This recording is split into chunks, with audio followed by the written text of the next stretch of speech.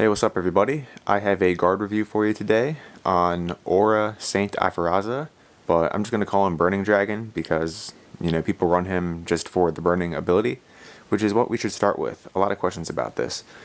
So, as it states, all formation members deal fire damage to the attackers for 10% of both attack and M attack when attacked, and it does not kill the attacker. What this means is that you combine both attack and M attack. In this case, it totals up to 652, and you take 10% of that and it deals that much damage back to the opponent. So in this case, 652, 10% of that is 65, so whenever he's attacked, he's going to deal 65 damage back to the opponent. If they are a ground type or a grass type, they're going to take 130 because it's double. If they're dark, then they're going to take a little over 30, and if they're fire, of course, they're going to take a little over 32. Against core element, it's like 40 some damage because he has a weird thing where he takes 75% of all elemental damages and stuff like that. But that is how burning works for the damage. Now, it works for every formation member. It's not just his, damage is spread across the whole team. Say he is in, the second slot. In the first slot, you have a guard that has a total of 500 attack. It's going to deal 50 damage. And if he's in the second slot, it's going to deal 65, as we just stated. And the one in the last slot is, say, 300 attack. It's going to deal 30 damage to the opponent. And of course, this is affected by variables such as body type. So that's how burning works in a nutshell. Now, another question I've received is, does burning stack with Warhulk's spike ability? The answer is yes. There are two separate abilities. Of course, they're going to stack. However, it's not a good idea because the best Warhulk builds are built with all defensive stats. Barely any attack onto the guard, because it's really easy for Warhulk to kill without having any offensive because his spike ability does all the damage for him. So, in this case, his attack plus M attack is 112. So it's going to deal 12 damage on top of the 70, so that's 80 some damage. It's not really worth it to run Warhulk as the unique guard of the formation with Burning Dragon. There are better choices, such as Colossus, for example. Ancient, he has a built-in shield imprint, so he can take more hits, meaning burning will trigger more times. Also, with Core, that's probably the next best thing to use it with because he doesn't have any weakness, and he has that elemental body type to take 75% damage of all M attack moves. So those are the two best things to use Burning Iferaza with. Now, time to get into the stats. The Baha. All this credit goes to Bahamut because he made this build, and it's probably the best Fire Dragon build out there. First thing we should talk about is the imprint. Hybrid is the best imprint for Burning Dragon because it increases the burning damage and it allows access to the full moveset.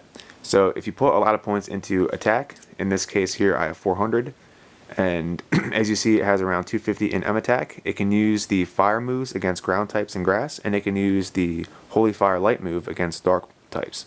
So having the hybrid imprint, like I said, not only grants more damage to the burning ability, but it grants access to the full moveset, which is really nice. So for this build, it's built kind of tanky because Fire Dragon is best with tank guards because it allows burning to trigger more times. So we put counter on to deal with the physical attack beat sticks like King, Punisher, Rexa, all that stuff. And then, of course, the hybrid is for ground types and dark types as well. So this is a very consistent build. I get a lot of messages saying, hey, what should I do for a lower level? Basically, you would just take all of the stats and round them down to your level. You don't need any intelligence if you're a level 50 or something like that, but say you are a level 50. In this case, there's 210 more points, so you would take 70 off of attack, defense, and M defense, and boom, there's your build. So that is probably the best Burning Dragon build out there.